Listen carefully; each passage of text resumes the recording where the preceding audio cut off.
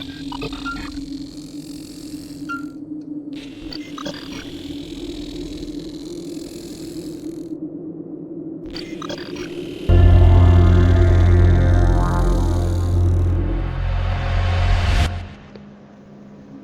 Yamada, seorang pria parubaya dengan senyum ramah, adalah pemilik warung ramen kecil di sebuah desa terpencil di Jepang.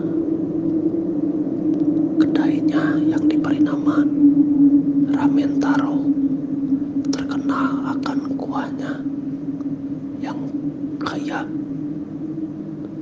dan mie kenyal.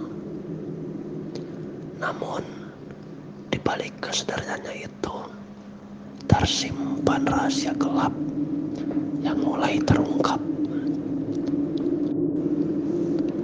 Suatu malam yang dingin dan berkabut, ketika Taro sedang mempersiapkan bahan untuk membuat ramen, kejadian aneh mulai terjadi.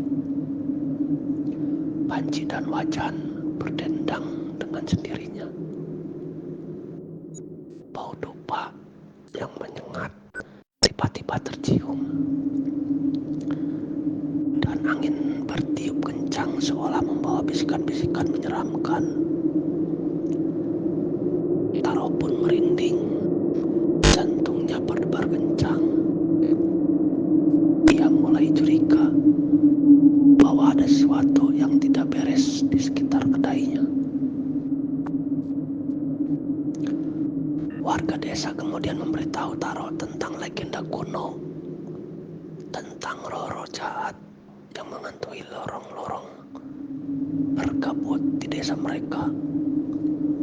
Konon, Roro itu adalah arwah para samurai yang tewas dalam perang dan tak tenang karena dendam. Mereka sering mengganggu manusia yang tinggal di dekat bekas medan perang itu. Keesokan harinya, Taro memutuskan untuk mencari tahu lebih lanjut tentang Roro jahat tersebut.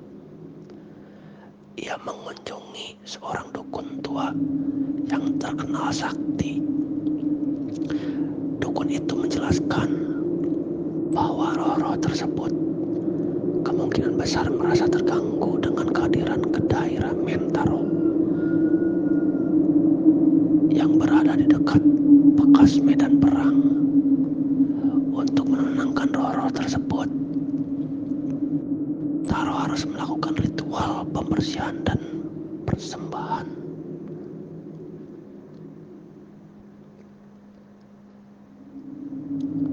Dengan bantuan dukun, Taro melakukan ritual kedainya. Ia membakar dupa, memasang kertas doa di pintu, dan meletakkan persembahan makanan di altar kecil. Namun, Roro jahat itu tidak mudah menyerah.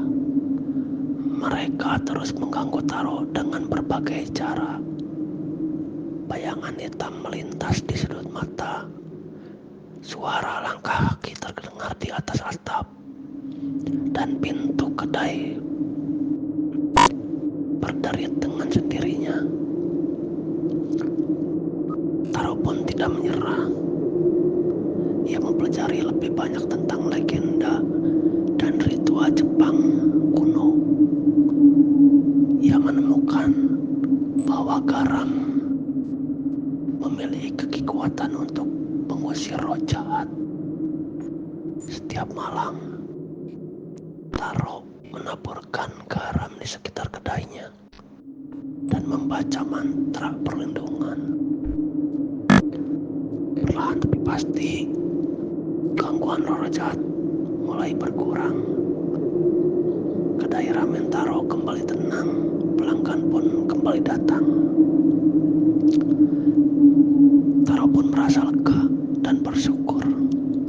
Ia menyadari bahwa meskipun Roro jahat itu menakutkan, mereka juga memiliki sisi manusiawi. Mereka hanya menginginkan kedamaian dan pengakuan. Sejak saat itu, Taro selalu menghormati roh-roh leluhur yang menghuni desa tersebut. Ia sering memberikan persembahan makanan di altar kecil di kedainya. Dan setiap kali ada pelanggan yang bertanya tentang cerita-cerita mistis desa, Taro dengan senang hati menceritakan sambil tersenyum.